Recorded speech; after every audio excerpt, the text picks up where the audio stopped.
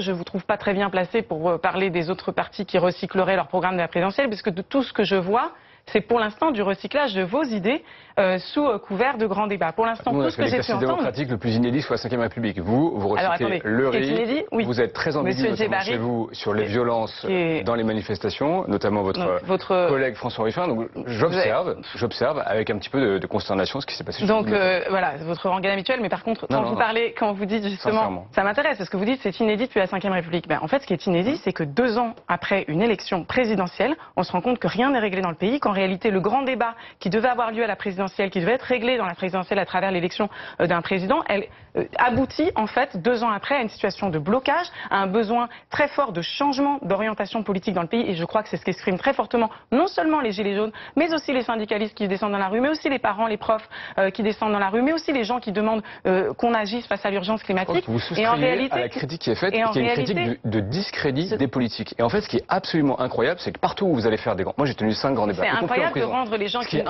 responsables. Quand vous écoutez vraiment les gens, y compris des gilets jaunes, de rendre les autres responsables du discrédit de la politique. J'avais 250 personnes dans chaque réunion à peu près que j'ai faite. Il y avait des gilets jaunes, d'extrême gauche, de gauche, plutôt de droite. Il y avait des citoyens qui d'ailleurs parfois contestaient les propositions des gilets jaunes. Et le discrédit qui était renvoyé à la figure politique, c'était l'ensemble des élus, donc vous compris. Est-ce que vous n'avez pas compris? Est-ce que vous avez réalisé qu'on propose un changement des institutions, par exemple, face à ce discrédit des politiques? On pense que la Ve République n'est pas le bon régime. Vous devriez vous poser la question de savoir ce qu'ont dit réellement les gens, au lieu de vous, quelque part, de vous fixer sur vos idées initiales, en prétendant que c'est la politique de Macron qui est aujourd'hui attaquée.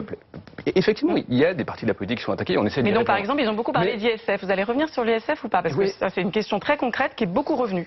Il y a eu une demande de référendum d'initiative citoyenne. D'ailleurs, on a tellement écouté cette demande qu'on a déposé une proposition de loi à l'Assemblée que vous avez rejetée, monsieur. Sur l'équité sociale, et on ne va pas répondre effectivement sur la base de ce que vous proposez depuis des mois et des mois. On va répondre sur la base de ce que nous ont dit les Français. Est-ce qu'on peut avoir un rectificatif sur le fait que c'est pas que la France insoumise qui parle d'ISF et de référendum d'initiative citoyenne dans le pays, mais que c'est quand même assez largement partagé par les Français? Mais c'est vous qui en avez une oui sélective, et par contre vous entendez réduction du nombre de parlementaires, parce que c'est ce que vous avez proposé il y a 1 an et que vous n'avez pas pu faire à cause de l'affaire Benalla. Vous proposez allongement de la durée du temps de travail, que ce soit en supprimant des jours fériés ou que ce soit en revenant sur la question des retraites, parce que c'est dans votre programme ou dans vos projets vagues de retraite à points.